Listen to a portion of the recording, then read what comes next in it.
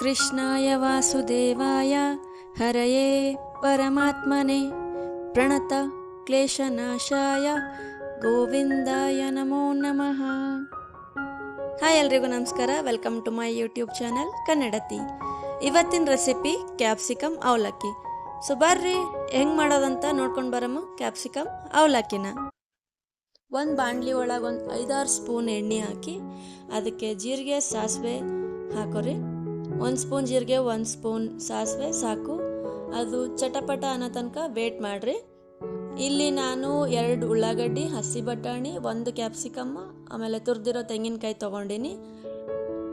ಅದ್ರ ಜೊತೆ ಅರ್ಧ ನಿಂಬೆಹಣ್ಣು, ಕರಿಬೇವು ತೊಗೊಂಡಿನಿ.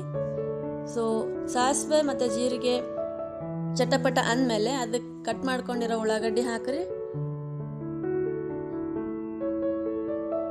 ಉಳ್ಳಾಗಡ್ಡಿ ಆದಮೇಲೆ ಇಲ್ಲಿ ನಾನು 3 ಮೆಣಸಿನ್ಕಾಯಿ ಕಟ್ ಮಾಡ್ಕೊಂಡು ಇಟ್ಕೊಂಡಿದ್ದೆ.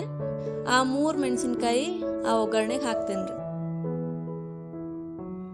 ಇದ್ರ ಜೊತೆ ಕರ್ಬೇವೇನು ಇಟ್ಕೊಂಡಿದ್ದೆ ಅದನ್ನು ಹಾಕ್ತೀನಿ. ಹಾಕಿ 3 ಮಿಕ್ಸ್ ಮಾಡ್ಕೊರಿ.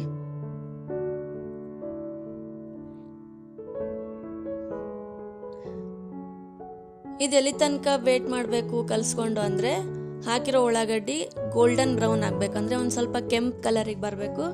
ಅಲ್ಲಿ ತನಕ ವೇಟ್ ಮಾಡಿ. ಇವಾಗ ನೋಡ್ಬೋದು ಇದು ಒಂದು ಸ್ವಲ್ಪ ಗೋಲ್ಡನ್ ಬ್ರೌನ್ ಆಗ್ಯದ ಕಲರು. ಇದಕ್ಕೆ ನಾನಿವಾಗ ಹಸಿ ಬಟಾಣಿ ಹಾಕ್ತೀನಿ. ಒಂದು ಅರ್ಧ ಕಪ್ಪು ಹಸಿ ಬಟಾಣಿ, ಆಮೇಲೆ 1 ಕ್ಯಾಪ್ಸಿಕಮ್ ನಾನು ಕಟ್ ಮಾಡ್ಕೊಂಡು ಇಟ್ಕೊಂಡಿದ್ದೆ ಅದನ್ನು ಹಾಕ್ತೀನಿ ರೀ ಇದಕ್ಕೆ.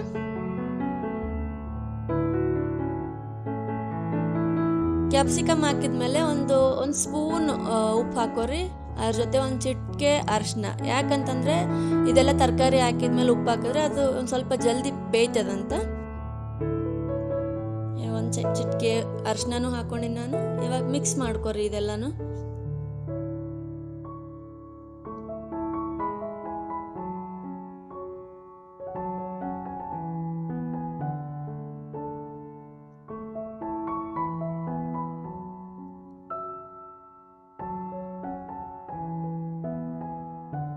ಇದಾದ್ಮೇಲೆ ನಾನು 1 ಸ್ಪೂನ್ ಜಿಂಜರ್ ಗಾರ್ಲಿಕ್ ಪೇಸ್ಟ್ ಹಾಕೋತೀನಿ ಇದೇ ಒಗ್ಗರಣೆಗೆ.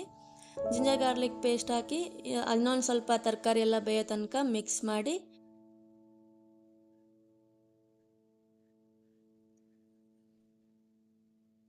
ಇದು ಮಿಕ್ಸ್ ಆದಮೇಲೆ ಒಂದು 2 ಮಿನಿಟ್ಸ್ ವೇಟ್ ಮಾಡಬೇಕು.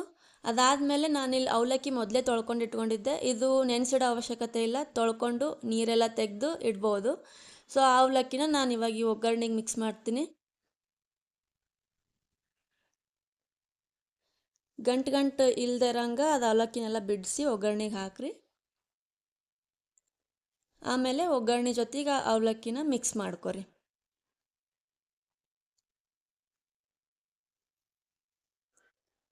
ಹಾಕಿರೋ ಒಗ್ಗರಣೆ ಜೊತೆ ಅವಲಕ್ಕಿ ಚೆನ್ನಾಗಿ ಮಿಕ್ಸ್ ಆಗಬೇಕು.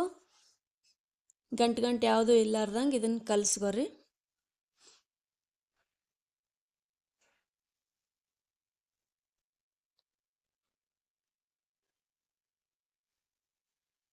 ಈಗ ನೋಡ್ಬೋದು ನೀವು ಅವಲಕ್ಕಿ ಎಲ್ಲ ಚೆನ್ನಾಗಿ ಮಿಕ್ಸ್ ಆಗ್ಯದ ಒಗ್ಗರಣೆ ಜೊತೆಗೆ. ಇದಕ್ಕೆ ಮೇಲೆ ಒಂದು ಅರ್ಧ ನಿಂಬೆಹಣ್ಣು ಹಾಕೋರಿ. ಇದು ಆಪ್ಷನಲ್, ಬಟ್ ನಮಗೆ ಹುಳಿ ಬೇಕಂತಂದರೆ ಒಂದು ಅರ್ಧ ನಿಂಬೆಹಣ್ಣು ಸಾಕಾಗ್ತದೆ. ಇದಾದಮೇಲೆ ನಾನು ಹಸಿ ತೆಂಗಿನಕಾಯಿನ ತುರ್ಕೊಂಡು ಇಟ್ಕೊಂಡಿದ್ದೆ. ಆ ತೆಂಗಿನಕಾಯಿನೂ ಹಾಕೋರಿ. ಇದೊಂದು ಸ್ವಲ್ಪ ಕೊಬ್ಬರಿ ಟೇಸ್ಟ್ ಅಡಿಷ್ನಲ್ ಆಗಿರ್ತದ ಮೇಲೆ, ಬೇಕಿದ್ರೆ ಹಾಕ್ಬೋದು, ಇಲ್ಲಾಂದರೆ ಇಲ್ಲ. ಆಮೇಲೆ ಒಂದು ಸ್ವಲ್ಪ ಕೊತ್ತಂಬರಿ ಸೊಪ್ಪು ಹಾಕೋರಿ ಇದಕ್ಕೆ ಟೇಸ್ಟ್ಗಂತ. ಎಲ್ಲನೂ ಮಿಕ್ಸ್ ಮಾಡ್ಕೊರಿ ಚೆನ್ನಾಗಿ.